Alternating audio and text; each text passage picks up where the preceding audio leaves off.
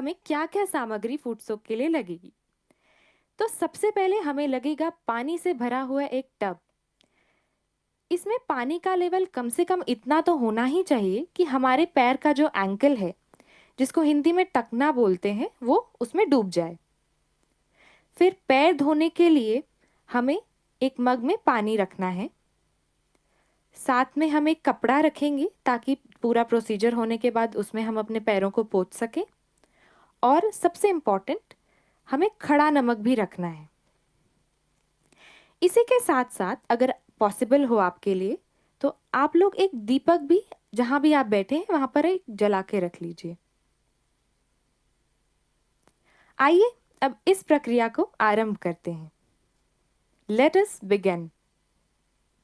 सबसे पहले हमारे पास में जो नमक रखा है उसको हम लेंगे। उसमें से 3 मुट्ठी नमक हम इस जल में डालेंगे। जो हमारे टब में हमने जो जल लिया है, उसमें पानी लिया है, उसमें हम 3 मुट्ठी नमक डालेंगे। आपको दिखाने के लिए हम ये प्रोसीजर अभी अभी हम नमक डाल रहे हैं, लेकिन अगर हम नमक थोड़ा पहले से डाल लें तो वह नमक इस पानी में अच्छी तरह से डिज़ोल्व हो जाता है। और वो जो डिज़ोल्व्ड पानी होता है वो इस प्रोसीजर के लिए बेस्ट होता है। जो वाइब्रेशंस फील किए थे अपने हाथों पे और अपने तालू भाग पर, वो हम इस पानी में डालेंगे। अब देखते हैं कि ये प्रक्रिया किस प्रकार करनी है। तो हम अपना राइट हैंड लेंगे और उसको हमारे हाथों में उस चैतन्य को, उस उन वाइब्रेशंस को फील करेंगे और 7 बार क्लॉकवाइज डायरेक्शन में उसे घुमाएंगे। इस प्रक्रिया को जब हम करेंगे तो साथ साथ में हमें प्रे करना है, श्री माता जी प्लीज आप इस पानी को चैतन्यित कर दीजिए। श्री माता जी प्लीज वाइब्रेट दिस वाटर।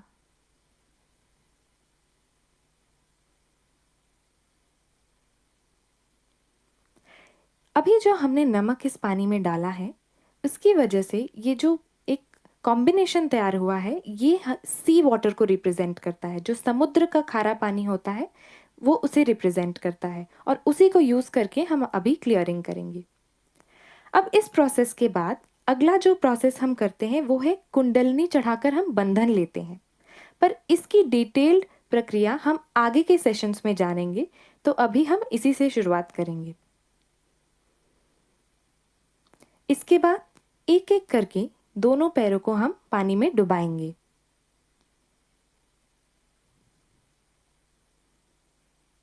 अपने दोनों हाथों को अपनी गोद में रखेंगे, अपने लैप पर प्लेस करेंगे। ध्यान ये रखना है कि इस प्रक्रिया के दौरान हम अपनी आंखें खुली ही रखें।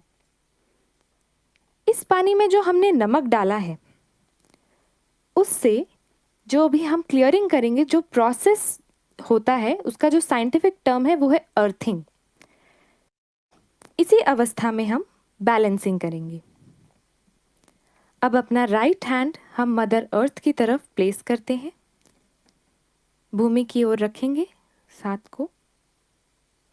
यहाँ पर हम प्रार्थना करते हैं, श्री माता जी कृपा करके आप मेरी लेफ्ट साइड की जो भी नकारात्मकता है इस भूमि तत्व में और इस जल तत्व में विलीन कर दीजिए। Mother please cleanse my left channel. Let all the stress caused to me due to the emotional imbalance get absorbed in this water.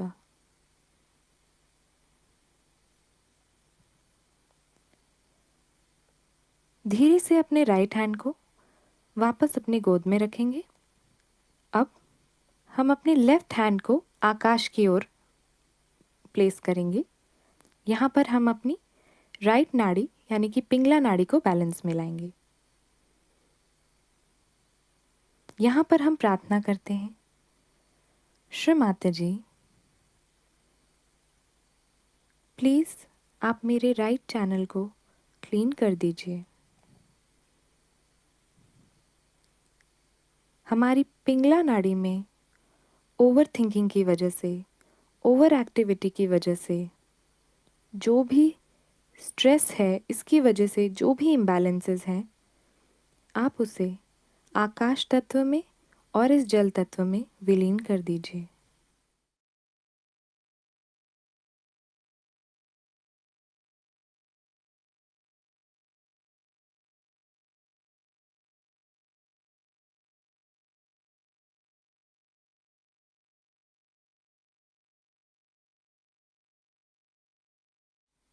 अब इस हाथ को वापस गोद में रख लेंगे और कुछ देर निर्विचार होने का प्रयास करेंगे।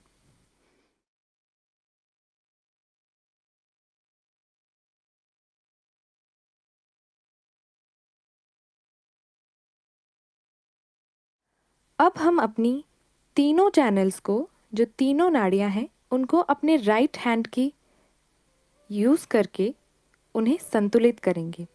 हमारे राइट हैंड से जो वाइब्रेशंस आते हैं उनके थ्रू हम उसे संतुलित करेंगे। जैसा कि हम सब जानते ही हैं कि हमारी जो ईड़ा नाड़ी है वो लेफ्ट साइड में है। लेफ्ट से शुरू होकर वो आज्ञा चक्र को क्रॉस करती है और फिर राइट में जाती है। उसी प्रकार जो हमारी राइट नाड़ी है, यानी कि जो पिंगला नाड़ी है, वो राइट से शुरू होती है, नीचे से ऊपर की ओर जाती है और आज्ञा चक्र से वो लेफ्ट साइड में क्रॉस होकर चली जाती है। और जो सेंट्रल चैनल है, यानी कि मध्य नाड़ी, सुषुम्ना नाड़ी है, ये हमारी बॉडी के सेंटर से पास होती है। इन नाड़ियों पर कई सारे चक्र भी स्थित हैं, तो इस प्रोसेस के थ्रू हम उनकी भी क्लियरिंग करते हैं। सबसे पहले हम ईड़ा नाड़ी को संतुलित करते हैं। अपना राइट हैंड लेना है, हमारी जो लेफ्ट नाड़ी है उसके सामने थोड़ा दूरी अपनी बॉडी से करके उसे क्लॉकवाइज घुमाते हुए ऊपर की ओर लेकर जाना है, जैसा कि आप स्क्रीन पर देख रहे होंगे। आज्ञा चक्र पर आते हुए आप उसे राइट साइड में ले आइए और जो भी आप जिस तरह से घुमा रहे हैं फिर उसके बाद उसे उस पानी में डाल दीजिए, जैसा कि आप देख रहे होंगे स्क्रीन पर। इस प्रक्रिया को आप 3 बार कर सकते हैं। अभी प्रार्थना भी करें मन ही मन कि श्रीमाता जी, मेरी ईड़ा नाड़ी पूरी तरीके से क्लियर हो जाए।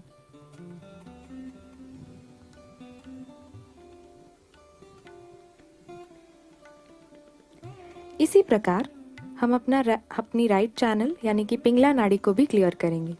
क्लॉकवाइज घुमाते हुए ऊपर जाना है और आज्ञा से क्रॉस होते हुए लेफ्ट साइड में जाना है और फिर उसे पानी में इस प्रकार से डाल देना है। यहाँ भी हम प्रार्थना करेंगे, श्रीमाता जी, कृपा करके आप हमारी पिंगला नाड़ी के सभी दोष इस जल तत्व में विलीन कर दीजिए।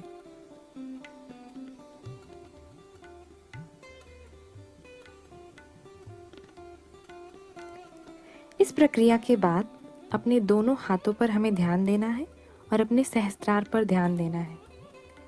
फील करना है कि हमें वाइब्रेशंस फील हो रहे हैं, कूल। यदि आपको कूल वाइब्रेशंस फील नहीं हो रहे हैं या आपको लेफ्ट हैंड में फील हो रहा है, राइट हैंड में नहीं फील हो रहा है, ऐसा कुछ है, तो वापस से, फॉर सपोज अगर आपके राइट हैंड में फील नहीं हो रहा है तो वापस अपनी राइट नाड़ी को उसी तरीके से घुमाते हुए ऊपर लेकर जाइए और क्लियरिंग का ये प्रोसेस दोहरा सकते हैं। और फिर से फील करना है कि क्या हमें ठंडी लहरियां महसूस हो रही हैं।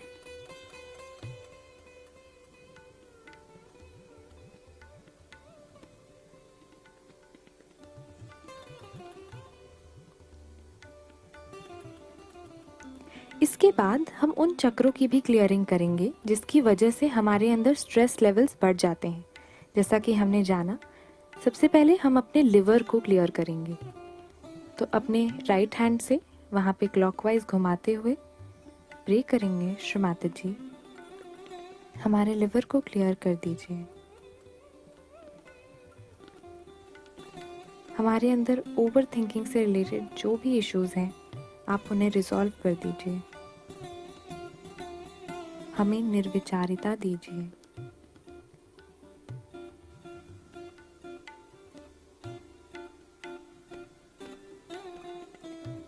अब हम अपने आज्ञा चक्र को भी इसी प्रकार से क्लॉकवाइज वाइब्रेशंस देंगे।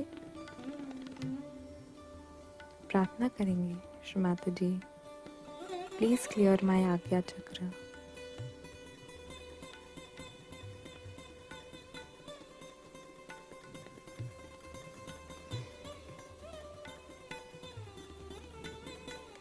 अब फिर से अपने दोनों हाथों पर ध्यान देना है, देखना है कि हमें कैसा फील हो रहा है। अपने सहस्त्रार पे देखना है कि हमें फ्लो चैतन्य का आ रहा है कि नहीं।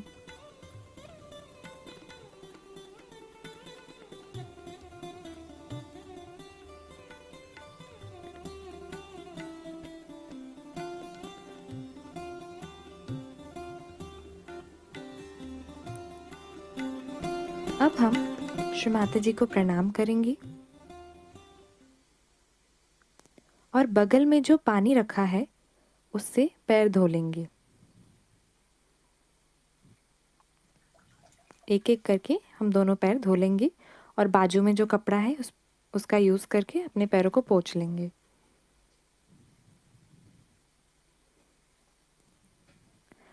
अब ये जो पानी है टब में, इसको हमें बिल्कुल भी हाथ नहीं लगाना है, क्योंकि इस पानी में हमारी सारी असंतुलित ऊर्जा है, जो भी हमारी नेगेटिव एनर्जी थी वो इस पानी में चली गई है। तो इसे बिल्कुल हाथ नहीं लगाना है, इसे हम डायरेक्टली वॉशरूम में जाके फ्लश कर देंगे। और फ्लश करने से पहले हम इसे बंधन देंगे,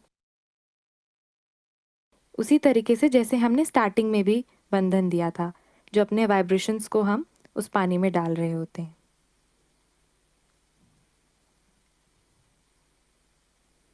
अब दोबारा हम थोड़ी देर ध्यान करेंगे, अपने अंदर निर्विचारिता की स्थिति को महसूस करेंगे।